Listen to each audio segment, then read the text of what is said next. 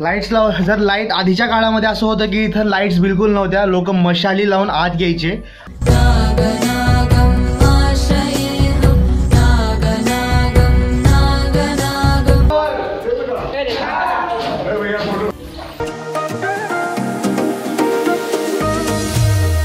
सुप्रभात मित्रांनो, आपण आता सकाळी इथं आलोय. आपली पूर्ण नाईट जर्नी ही आपली पूर्ण प्रवासात गेलेली आहे. गाणगापूरला गेलो होतो, तिथलं मंदिर उघडं नव्हतं. आपण आता आलोय बिदर या ठिकाणी. बिदर या ठिकाणी नरसिंहाचं मंदिर आहे.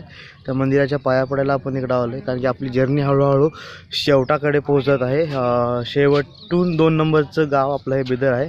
त्यानंतर एक हळीखेड गाव आहे. ते हळीखेड गाव आपल्या जर्नीचं आजचं शेवटचं आणि जर्नी संपवण्याचं गाव असणार आहे. आता आपण वर चाललोय. वर जाताना सगळे कपडे वगैरे काढून जावं लागतं, कारण की आतमध्ये गेल्यानंतर आपल्याला पाण्यातून देवाच्या दर्शनासाठी जावं लागतं. आणि कपडे वगैरे ते सगळे भिजून जातात आणि त्याच्यामुळे आपल्याला अशी लुंगी घालून देवाच्या मंदिरात जावं लागतं.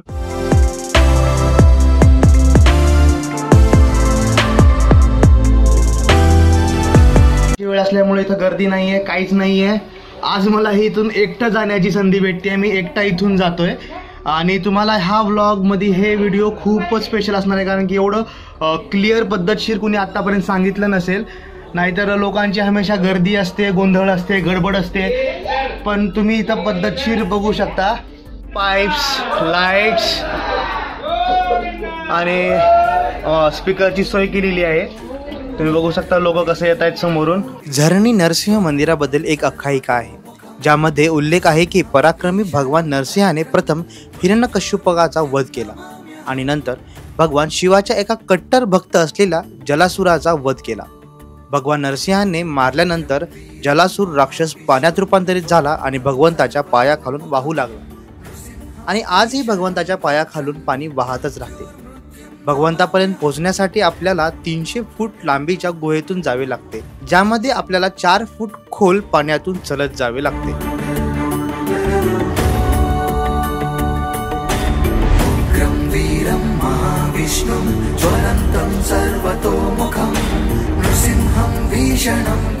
हे अंतर कमीत कमी एक अर्धा किलोमीटरच्या आसपासचं अंतर आहे हे पूर्ण.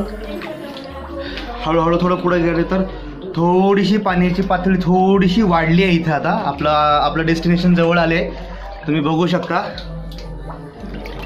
कसं असतं, लेडीज लोक वगैरे जेवढे पण असतात त्या लोकांना इथून जाताना थोडीशी भीती धुकधुक वाटते, कारण की अशी जागा कधी त्यांनी पाहिलेली नसते. तुम्ही बघू शकता जेवढे पण लेडीज लोक आहेत ते सगळे थोडंसं घाबरलेले आहेत थोडंसं.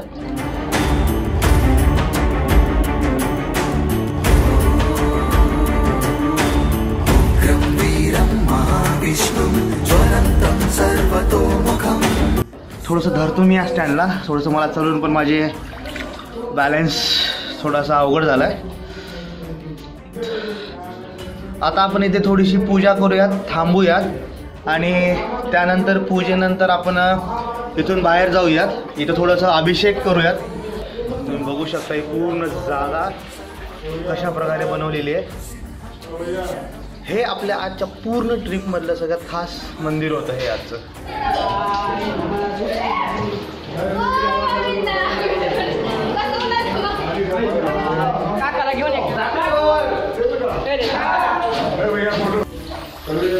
आता मी इथं बघू शकता इथं अभिषेक केला आहे आम्ही. सगळं ओलं असल्यामुळं सगळीकडे केस वगैरे सगळे ओले झाले. आपण एक थोडंसं पुढे गेली एक डुबकी मारूया. इकडे आल्यानंतर सगळे लोक ना गोविंदा गोविंदा नावाचा गजर करतात. असं म्हणतात की इथं आल्यानंतर गोविंदा या नावानेच या नरसिंहाला संबोधलं जातं. आणि गोविंदा म्हणजे एक विष्णूचं रूपच आहे. त्याच्यामुळे इकडे आलेले सगळे भावे भक्त गोविंदा गोविंदा या नावाचाच गजर करत असतात नेहमी.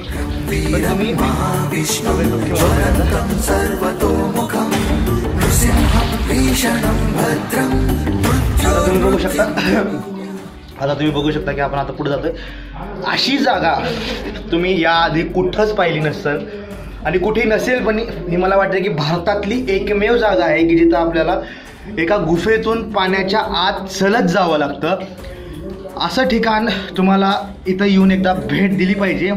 या अद्भुत प्रसंगाचा किंवा या पूर्ण जागेचा तुम्ही एकदा एक्सपिरियन्स घेतला पाहिजे. खरंच खूप अद्भुत आणि विलक्षणीय जागा आहे. थोडासा तोल जातोय कारण की पायाखाली पूर्ण वाळू आहे. पहिले असं होतं की या पायाखाली तुम्हाला केस लागायची, कारण की आलेले भाविक भक्त इथं आल्यानंतर ना या पाण्यामध्ये त्यांचे जावळ केलेली केस टाकायची. पण आय थिंक मंदिराने ते सगळं साफ करून आता ते बंद केलं. इथं जावळ टाकण्यासाठी परमिशन नाही आहे. आता जे आपलं जावळ वगैरे असेल ते आता बाहेरच काढलं जातं. इथून फक्त दर्शनासाठी सोडलं जातं, दर्शन घेतलं जातं, दर्शन घेऊन पुढं पाठवलं जातं. एवढंच आता सुरू आहे. लाईट्स जर लाईट आधीच्या काळामध्ये असं होतं की इथं लाईट्स बिलकुल नव्हत्या. लोक मशाली लावून आत घ्यायचे, आत येऊन तिथं पूजा करून इथून बाहेर जायचे. पण आता ऍडव्हान्स जनरेशन नुसार आता इथं तुम्हाला लाईट्स वगैरे बघायला भेटतील. आणि संध्याकाळी असं असतं की हे पूर्ण पाणी शांत असतं. त्याच्यामुळे तुम्ही जेव्हा सकाळी पहिल्यांदा इथं याल तर हे पूर्ण पाणी शांत आणि निथळ तुम्हाला इथं भेटतं. पण आता लोकांच्या रहदारीमुळे येण्या जाण्यामुळे हे पाणी थोडंसं ढवळल्यासारखं झालेलं आहे, थोडंसं घाण झालेलं आहे. आता बाहेर आपण दक्षिणा केलेल्याची पावती आणि पैसे देऊयात, कारण की आत तर पैसे नेलो नव्हतो मी आणि जागा पण नव्हती. ही जागा खरंच खूप अद्भुत आहे, विलक्षणीय आहे आणि अनोखी आहे. अशी जागा माझ्या मते तरी अख्ख्या भारतात कुठेसुद्धा नाही. असं नरसिंहाचं मंदिर अख्ख्या भारतात कुठेच नाही आहे. तुम्ही इथं एकदा येऊन अशा अद्भुत जागेचा एक्सपिरियन्स आणि अशा अद्भुत जागेचा अनुभव तुम्ही खरोखर एकदा घेतला पाहिजे. खरंच खूप आजचा विलक्षण एक्सपिरियन्स होता. खूप भारी वाटलं इथं येऊन, आतमध्ये जाऊन. असा एक्सपिरियन्स मी आधी कधीच घेतला नव्हता. हा माझ्यासाठी खूप विलक्षण आणि अनोखा एक्सपिरियन्स होता. तुम्ही पण या इथं एकदा येऊन एक्सपिरियन्स घ्या, दर्शन घ्या. तुम्हाला इथं आल्यानंतर इथं काय आहे काय नाही सगळं कळेल. पण इथलं हे खूप सुप्रसिद्ध आणि खूप महत्वाचं मंदिर बिदरचं मानलं जातं. या मंदिराला आपण आता इथून निघूयात. इथून निघून आता आपण आपल्या पुढच्या जर्नीला सुरुवात करूयात. इथला थोडा बहुत परिसर मी तुम्हाला दाखवतो, तेवढा तुम्ही बघा. ही या मंदिराला येण्याची जुनी जागा होती. या रस्त्याने आधी आम्ही नरसिंह मंदिराला यायचो, पण हा रस्ता आता बंद केलाय. हा रस्ता बंद करून आता नवा रस्ता या साईडला सुरू केला, ज्या रस्त्याने आपण मगाशी आलो होतो. हा नवीन रस्ता आहे. इथं बघू शकता आलेली पूर्ण पब्लिक बघू शकता तुम्ही आलेली. आता आम्ही सकाळी लवकर गेल्यामुळे आमचं दर्शन तेवढा छान पद्धतीनं झालं होतं. पण आता दुपारी हळूहळू गर्दी वाढते. संध्याकाळी 5:30-6ला हे मंदिर बंद होतं. मंदिर बंद झाल्यामुळे नंतर रात्री कोणी इथं थांबत नाही. आधीपासून तर हा नियम आहे, रूल आहे. तर बिदरमध्ये बघण्यासाठी एवढं आहे.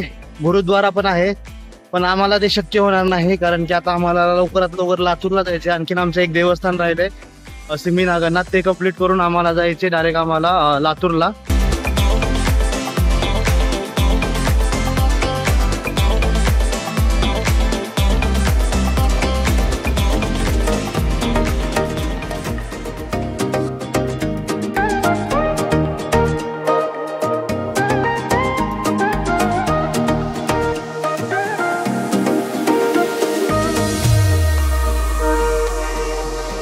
बिदरमधील हळीखेड येथील श्री सिम्मी नागनाथ हे मंदिर एक हिंदू मंदिर आहे, जेथे त्यांच्या शक्तिशाली नागदेवतेसाठी पूजनीय आहे. आणि ते हे असे स्थान आहे जेथे भक्त आशीर्वाद घेतात आणि चमत्कारिक घटनांवर विश्वास ठेवतात. हे मंदिर बिदर जिल्ह्यातील हुमनाबाद तालुक्यात आहे, हळीखेड गावात आहे. हे मंदिर नागदेवतेसाठी एक प्रसिद्ध मंदिर आहे आणि चमत्कार घडतात असे मानले जाते. लोक विशेषतः महिला नागपंचमी रोजी विशेष प्रार्थना करतात. भक्तांचा असा विश्वास आहे की मंदिर असे ठिकाणी आहे जेथे प्रार्थनांना उत्तर दिले जाते आणि देवता श्रद्धेने येणाऱ्यांचे रक्षण करतात. मंदिरात एक अद्वितीय नागमाला परंपरा आहे.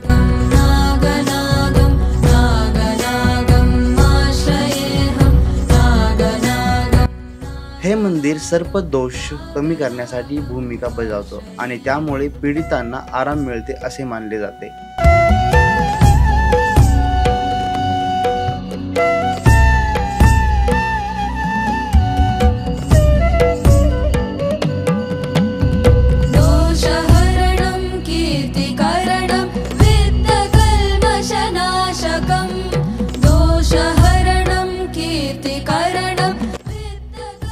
सर्पदोष कमी करण्यासाठी मंदिरात जाणे, भगवान नागनाथाची पूजा करणे, चांदीच्या अंगठीत गोमेद घालणे आणि भगवान नरसिंहाची पूजा करणे अशी शिफारस तेथे मंदिरातील पुजारी देतात.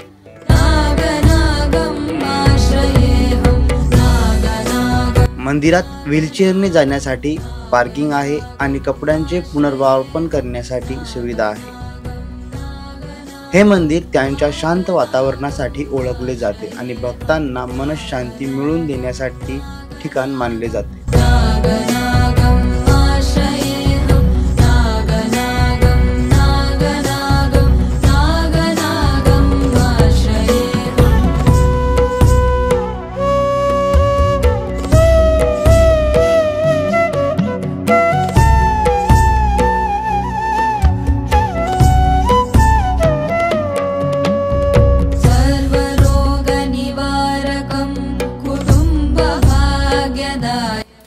ह्या व्हिडिओसोबत आपली पूर्ण जर्नी आता संपलेली आहे. आपल्या जर्नीतला हा शेवटचा व्हिडिओ होता. मी माझ्या चॅनलवरती सगळ्या जर्नीचे सगळे व्हिडिओ टाकलेले आहेत.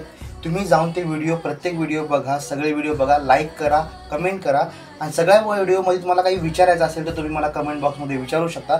अशीच जर्नी आपण पुन्हा एकदा करूयात, पुन्हा नवीन जागा एक्सप्लोर करूयात, नवीन मंदिरांना भेट देऊयात आणि नव्या ठिकाणी आपण जाऊयात. चला तर मग मी तुमचा आता निरोप घेतो आणि आता हे व्हिडिओ मी संपवतो.